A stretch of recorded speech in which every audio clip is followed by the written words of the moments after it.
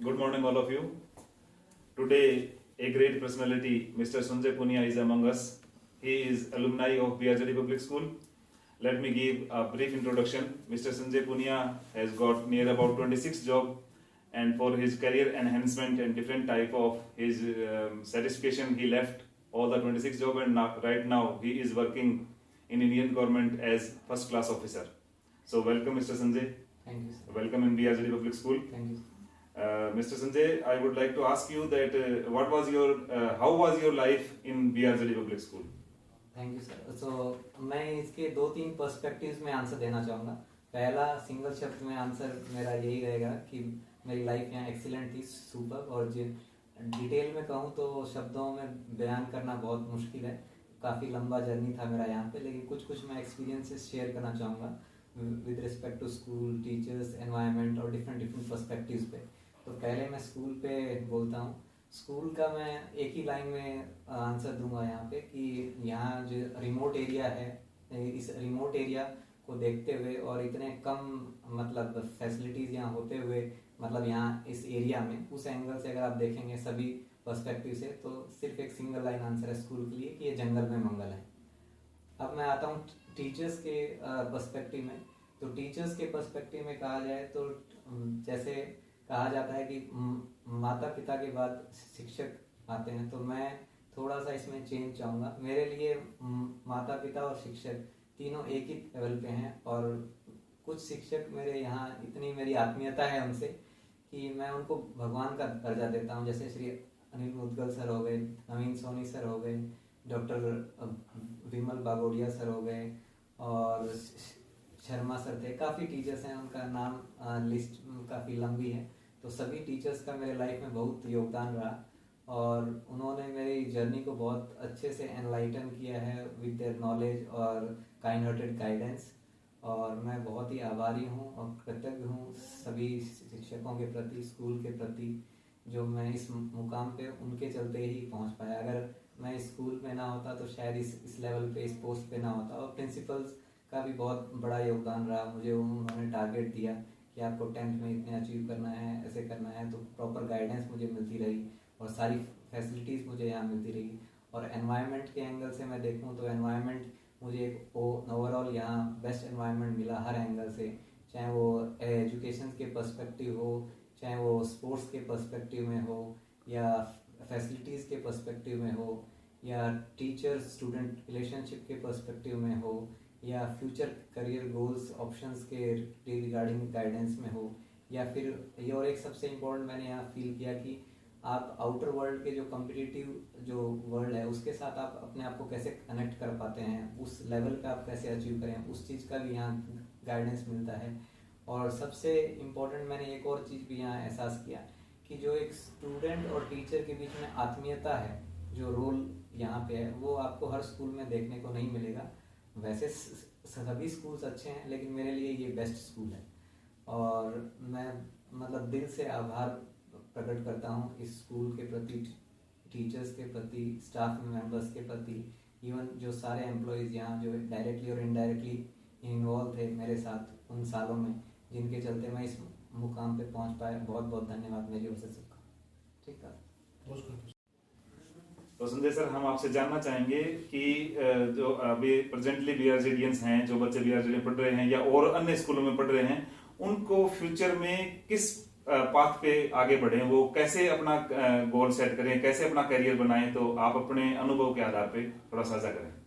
Thank you sir, बहुत ही अच्छा question है सर आपका। यही सबसे इम्पोर्टेंट क्वेश्चन है, मैं कहूँगा इस एरिया में परफेक्ट है, क्योंकि इस यहाँ पे टैलेंट की कोई कमी नहीं है। मैं इवन अपने गांव में भी देखता हूँ, तो वहाँ पे भी मैंने एनालाइज किया और रियलाइज भी किया कि लोगों में टैलेंट यहाँ बहुत है, लेकिन उनको सही गाइडेंस, सही दिशा, सही डायरेक्शन नहीं मिल पा रही। यही सबसे इम्पोर्टेंट चीज़ है। अगर ये बच्चों को मिल जाए तो यहाँ के बच्चे कुछ भी करके दिखा सकते हैं, उनमें इतना पोटेंशियल है। तो मैं इसको 3 पर्सपेक्टिव में बोलना चाहूँगा कि क्या करना है आपको, फिर क्यों करना है, और फिर लास्ट में कैसे करना है। तो व्हाट, वाई एंड हाउ। तो पहला है व्हाट। व्हाट में आंसर जो है कि आपको क्या करना है। तो क्या करने के लिए मैं बच्चों से यही कहूँगा कि आजकल यूट्यूब और इंटरनेट का ज़माना है, तो आप यूट्यूब और इंटरनेट पे सर्च कीजिए jobs after 10th, jobs after 12th, या जॉब्स आफ्टर ग्रेजुएशन, ऐसे करके सर्च कीजिए और उसमें खुद को इंट्रोस्पेक्ट कीजिए कि मेरे लिए कौन कौन सी जॉब्स बेटर है, इसमें मैं किसमें फिट करूँगा, मेरा रोल किसमें बेटर बैठेगा। तो उस एंगल से अपना रियलाइज और इंट्रोस्पेक्शन करके ये डिसीजन आपको खुद ही लेना है, कोई और नहीं बता सकता आपको ये डिसीजन कि क्या करना है, क्योंकि अल्टीमेटली जॉब आपको करनी है। मैं कुछ बोल दूंगा कि आप आज ये कीजिए और कल आप वो नहीं कर पाएंगे या उसमें आप नहीं रहेंगे सेटिस्फाई, तो आपको दुख होगा, आपका टाइम वेस्ट होगा। तो पहला वर्ड सिंपल सा है कि आपको जॉब सर्च करनी है, उनके प्रोज एंड कॉन्स देखने हैं और खुद को अपने एंगल से एनालाइज करना है कि मेरे लिए कौन सी बेस्ट है। तो ये हो गया व्हाट। फिर सब नेक्स्ट इंपॉर्टेंट है वाई, क्योंकि जब व्हाट तो आपको पता चल गया, लेकिन क्यों कर रहे हैं, जब तक वो अंदर में दिल में आग जुनून नहीं रहेगा तब तक आप उस गोल को अचीव नहीं कर पाएंगे। तो क्यों करना है वो ही सबसे इंपॉर्टेंट है, क्योंकि किसी का मोटिवेशन दिया हुआ है आपका 1 दिन, 7 दिन या 1 महीना या 1 साल चल सकता है, लेकिन कुछ कुछ कंपटीशंस ऐसे हैं यहाँ जिनमें 1-1, 2-2 साल लग जाते हैं या जिनका फर्स्ट अटेम्प्ट में नहीं हो पाता है। तो उस केस में वो जो अंदर का जो जुनून है, डेडिकेशन है, वो आग बहुत इंपॉर्टेंट रोल प्ले करती है। तो वो वाई भी आपको खुद ही ढूंढना होगा कि मैं ये क्यों करना चाहता हूँ। वैसे जैसे पैसा, पावर, पोस्ट या प्रेस्टीज या पीस, किस एंगल से आप अपने आप को एनालाइज करते हैं वो आपको जज करना है। मैं आपको वेज बता सकता हूँ। अब मैं आता हूँ सबसे इंपॉर्टेंट पार्ट पे, हाउ, जो कि आपको कोई भी कोचिंग इंस्टीट्यूट नहीं बताएगा, क्योंकि यही सबसे इंपॉर्टेंट गोल है। जैसे मैंने 26 नौकरियां निकाली हैं, तो उसके पीछे जो राज है मैं मेरी आत्मा आपको दे रहा हूँ आज। ये मान लीजिए आप अगर इस फॉर्मूला को आप फॉलो कर लेते हैं कहीं भी किसी भी क्षेत्र में, तो आपको गारंटेड जॉब मिलेगी। और अगर आप नहीं मिल रही है ये 7 स्टेप फॉलो करके भी, तो इसका मतलब आपने उन 7 स्टेप्स को ठीक से फॉलो नहीं किया।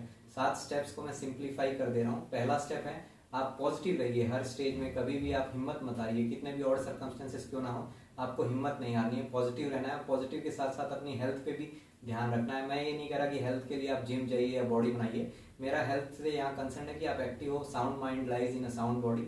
तो उस एंगल से अपनी हेल्थ को आपको फिट रखना है ताकि आपका माइंड साउंड हो और उसी से आपको गोल अचीव करना है। तो पहला है आपको पॉजिटिव रहना है और हेल्थ पे ध्यान देना है। और सेकंड जो है कि आपको राइट डायरेक्शन चाहिए, जो कि आपको शिक्षकों से मिलेगी, आपके टीचर्स, फ्रेंड्स, रिलेटिव्स, सब जगह से आपको इन्फॉर्मेशन गैदर करनी है और फिर उसको पर्टिकुलर फोकस होके उस डायरेक्शन में मेहनत करनी है।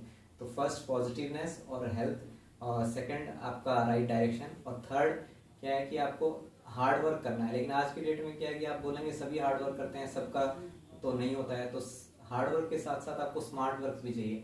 सिर्फ हार्ड वर्क से नहीं होगा। जैसे सब कोई ये बुक पढ़ रहे हैं तो आप भी वो पढ़ें, तो उसमें से कुछ लोगों का हो जाता है, कुछ लोगों का नहीं होता है। तो आपको स्मार्टली एक्ट करना है। स्मार्टली आप एक्ट कैसे करेंगे, प्रीवियस ईयर के क्वेश्चंस आप एनालाइज कीजिए, उनको देखिए, उनसे आपको पता चलेगा कि किस डायरेक्शन में मुझे मेहनत करनी है। हो सकता है आपका एफर्ट 1/3 हो जाए और आपका आउटपुट उससे भी जो आ रहा है उससे भी डबल हो जाए। तो आपको right direction, smart hard work, और तीसरा है डेडिकेशन, जो कि मैं ऑलरेडी बोल चुका हूँ, जुनून, जो आग आपके अंदर होनी चाहिए। क्यों, वो आपको पता होना चाहिए। क्यों अगर है तो आपका डेडिकेशन अपने आप आएगा। जैसे मेरा मैथ में इंटरेस्ट है, तो मैं मैथ के क्लास मुझे इतनी अच्छी लगती थी कि मैं 1 वीक पहले का कोर्स पढ़ के बैठा रहता था। और इतना अच्छा इंटरेस्ट था मेरा कि मैथ्स टुडे मैगजीन है, उसमें मैं अलग अलग देखता था शॉर्ट ट्रिक्स वगैरह कैसे क्या आ रही हैं। तो ये है आपका थर्ड की डेडिकेशन। तो 1 + 3 + 3 7 का फॉर्मूला है। फर्स्ट पॉजिटिवनेस एंड हेल्थ, बाकी जो 3 है आपका right direction, then smart hard work और राइट डेडिकेशन, वो आपका चाहिए। और बाकी 3 जो है ये मोस्ट इंपॉर्टेंट है, इससे आपका कंपटीशन निकलेगा। आप बुक्स पढ़िए, मैं ये नहीं कह रहा कि बुक्स नहीं पढ़िए, एक सब्जेक्ट के लिए 3-4 बुक्स पढ़िए, ज्ञान लीजिए, आपका नॉलेज एंड एनलाइटनमेंट कीजिए। लेकिन जब कंपटीशन की बात आती है तो आपको फोकस होकर पढ़ना होगा। तो आपको लिमिटेड कंटेंट चाहिए। एक किताब आप 10 बार पढ़िए, वो ज़्यादा बेटर है इन रिस्पेक्ट ऑफ एक ही सब्जेक्ट के आप 10 बुक्स पढ़ें। आप 2 कैंडिडेट आप ले लीजिए, एक कैंडिडेट ने 10 बुक्स पढ़ी हैं एक सब्जेक्ट की, और एक कैंडिडेट ने एक ही किताब को 10 बार पढ़ा है। मैं गारंटी देता हूँ कि वो एक किताब जिसने 10 बार पढ़ी है वो उस कैंडिडेट को बीट कर देगा। तो ये है आपको लिमिटेड कंटेंट का इंपॉर्टेंस। देन जो आपका नेक्स्ट 6th पॉइंट है वो है आपको मतलब मल्टीपल रिविजन्स करने हैं। ये स्कूल में ऑलरेडी होता है, आप देखते होंगे जब एग्जाम्स होते हैं आपके, तो आपको टीचर्स बार बार रिवाइज करते हैं। छोटी छोटी चीज़ें हैं, लेकिन अगर मोटी बातें हैं जो कि हम लोग इग्नोर कर देते हैं, तो आप स्कूल में रिवीजन करवाते हैं। उसी चीज़ को मैं यहाँ बता रहा हूँ। मैं कोई नया हाईफाई फंडा या कॉन्सेप्ट नहीं बता रहा हूँ, बहुत सिंपल चीज़ें मैं बता रहा हूँ। जस्ट आपको उनको सही डायरेक्शन में, सही अप्रोच के साथ इम्प्लीमेंट करना है। इम्प्लीमेंट करते ही आपको रिजल्ट मिल जाएंगे। तो आपको मल्टीपल रिविजन्स करने हैं, और लास्ट एंड मोस्ट इंपॉर्टेंट जो स्टेप है वो मैक्सिमम प्रैक्टिस करने हैं। इसको मैं एक सिंपल एग्जांपल से आपको समझाना चाहूँगा।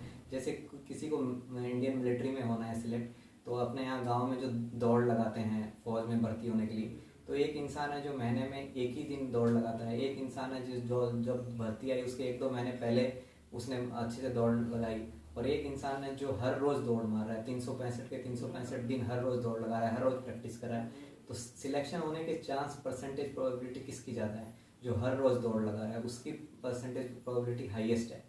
तो मेरा यही कहना है कि आप डेडिकेशन के साथ मैक्सिमम प्रैक्टिस कीजिए, आपको गारंटेड सिलेक्शन। मैं फिर से एक बार समरी रिवाइज कर दे रहा हूँ 7 स्टेप्स की। पहला पॉजिटिवनेस और हेल्प, दूसरा राइट डायरेक्शन, तीसरा स्मार्ट हार्डवर्क, चौथा आपका डेडिकेशन, और लास्ट के 3 स्टेप्स जो है लिमिटेड कंटेंट, मल्टीपल रिवीजन और मैक्सिमम प्रैक्टिस। ये 7 स्टेप अप्रोच अगर आपने लगाई तो आपका कोई भी कंपटीशन हो, चाहे नेशनल हो, चाहे इंटरनेशनल हो, चाहे गवर्नमेंट हो, प्राइवेट हो, हर कंपटीशन आपका गारंटेड निकलेगा। और नहीं निकल रहा है तो आप इंट्रोस्पेक्ट कीजिए कि इन 7 स्टेप्स में आप कहाँ मिस्टेक कर रहे हैं। 7 स्टेप 6 सक्सेस फॉर्मूला है ये, 26 बार ट्राइड एंड टेस्टेड फॉर्मूला है, और इससे मैंने ही सक्सेस नहीं, बहुत लोगों ने सक्सेस पाई है। तो मेरा आपसे हाथ जोड़कर निवेदन है, विनती है कि आप मेहनत कीजिए और अपने अंदर जुनून पैदा कीजिए, आग पैदा कीजिए, आपको सक्सेस गारंटेड मिलेगी। My best wishes to all of you. Thank you. तो सर हम आपसे जानना चाहेंगे कि आपकी खुद के अपने पर्सनल ग्रोथ के लिए आपकी फ्यूचर प्लानिंग्स क्या हैं?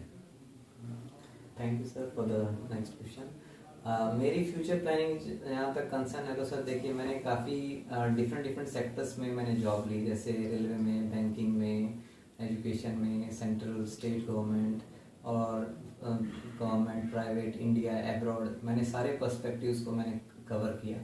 तो मैंने एक चीज़ों को एनालाइज किया कि 5P का फॉर्मूला, एक पैसा, पावर, पोस्ट, प्रेस्टीज और पीस। तो 4P तो भगवान की दया से और मेरे शिक्षकों के आशीर्वाद से और आपकी कृपा दृष्टि से मैंने अचीव कर लिए हैं, पैसा, पावर, पोस्ट और प्रेस्टीज। लास्ट P है पीस, जो कि शांति। और शांति आपको कब मिलती है? जब जो आपकी आत्मा चाहती है वो गोल आप अचीव करें। तो मेरी आत्मा चाहती है कि मैं लोगों का मैक्सिमम भला करूं, लोगों को शिक्षा को मतलब मैक्सिमम गाइडेंस दे सकूं। यहाँ पे टैलेंट की हमारे क्षेत्र में कोई कमी नहीं है, यहाँ एक से एक टैलेंटेड बच्चे हैं, लेकिन वो अपने गोल्स को अचीव नहीं कर पा रहे क्योंकि उनके पास राइट गाइडेंस नहीं। तो मेरे 3 गोल हैं इसमें फ्यूचर के एंगल से। तो एक तो मैं फोरम चाहता हूँ करना क्रिएट, जिसमें मैं लोगों को, बच्चों को गाइडेंस दे सकूँ राइट टाइम पे, क्योंकि गाइडेंस आपके राइट टाइम का बहुत इंपॉर्टेंट है। जैसे 10th-12th में आपको बच्चों को गाइडेंस मिले तो वो ज़्यादा इंपॉर्टेंट है, ना कि 10th के 5 साल बाद मिले, तब तक वो बच्चे का एंथुसियाज्म, मोटिवेशन रहता नहीं। तो पहला गोल तो ये है कि एक फोरम बनाऊँ, राइट गाइडेंस। दूसरा, मैंने एक फील किया पर्सनल लाइफ में भी कि लाइफ में शिक्षा सबसे इम्पोर्टेंट है। तो एजुकेशन सेक्टर मुझे बहुत अच्छा लगता है, क्योंकि मेरी पढ़ने में इच्छा भी है, रुचि भी है, और मुझे पढ़ाने में भी बहुत अच्छा लगता है। तो उस एंगल से मैंने यही सेल्फ इंट्रोस्पेक्शन किया कि एजुकेशन सेक्टर में मैं एंट्री करना चाहता हूँ। तो एजुकेशन सेक्टर में मैं सोच रहा हूँ एंट्री करने की, हाल फिलहाल में अगले 5-6 महीने या 1 साल में जाऊँगा। और तीसरा मेरा ये है गोल कि हमारे पास क्या है कि टैलेंट है, रिसोर्सेस नहीं रहते हैं, लोगों को मालूम ही नहीं होता है, कई बार पैसों की कमी होती है, कई बार किसी चीज़ की दिक्कत होती है। तो तीसरा, मैं एक ऐसा सिस्टम सेटअप करना चाहता हूँ कि डिफरेंट जो डिफ़िकल्टीज़ हैं उनको ओवरकम बच्चे कैसे करें, उनको एक ट्रेनिंग दी जाए कि हाँ, कैसी भी विषम से विषम परिस्थितियों में आप अपने आप को कैसे निखारें और आप अपने गोल को कैसे अचीव करें under any type of odd circumstances, जो कि मैंने खुद ने अचीव किया है। तो इसलिए मैं अपना एक्सपीरियंस के थ्रू लोगों को ज्ञान दे रहा हूँ कि कैसे कंपटीशन अचीव। जैसे मैंने इससे पहले वाले क्वेश्चन में बताया कि 7 स्टेप सक्सेस फार्मूला, तो वो 7 स्टेप सक्सेस फार्मूला अगर मैक्सिमम बच्चों को मालूम पड़ जाए तो वो फर्स्ट अटेम्प्ट में जॉब निकालेंगे। तो उससे क्या है, लोगों का टाइम बचेगा, पैसा बचेगा और एक सेटिस्फेक्शन होगा और कॉन्फिडेंस बूस्टिंग होगा। पहली बार में जब बच्चे का नहीं निकलता है तो कॉन्फिडेंस टूट जाता है बच्चे का, तो वो कॉन्फिडेंस रहना भी बहुत ज़्यादा ज़रूरी है। अगर आप बूस्टेड रहेंगे तो आप कुछ भी गोल अचीव कर सकते हैं लाइफ में। तो ये 3 ही मेरे पर्सपेक्टिव हैं, और सबसे इम्पोर्टेंट पर्सपेक्टिव यही है कि जितने भी मैक्सिमम बच्चे हैं उनका भला हो, वो सही डायरेक्शन में आगे बढ़ें, वो जॉब्स लें ताकि उनकी फैमिली का भी भला हो। जितने भी कंस्टेंट्स हैं उन सबको ओवरकम करें और अपने गोल्स को अचीव करें अच्छे तरीके से। और पहला क्वेश्चन जो आपने मुझे पूछा था कि स्कूल, और जो आपने इंट्रोडक्शन भी दिया, तो मैं अपना लाइफ लॉन्ग बेस्ट इंट्रोडक्शन जो कहूँगा या जो कहना भी चाहूँगा, और मैं चाहता भी हूँ कि यही रहे। मैं यहाँ, आप मुझे सर बोल रहे हैं, thank you for that respect, लेकिन मेरी रिस्पेक्ट आप के प्रति हमेशा रहेगी।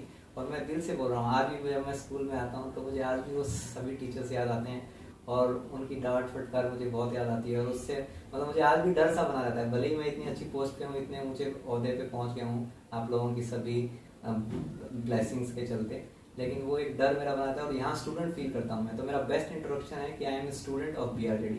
यही मैं चाहूँगा कि हमेशा मेरा इंट्रोडक्शन इसी रूप में दिया जाए कि I am a student of BRJD, और मैं यहाँ के बच्चों के लिए 24/7 अवेलेबल हूँ, किसी भी टाइप की हेल्प चाहिए। You are all are most welcome. Thank you all, thank you very much. Thank you, sir. Thanks a lot.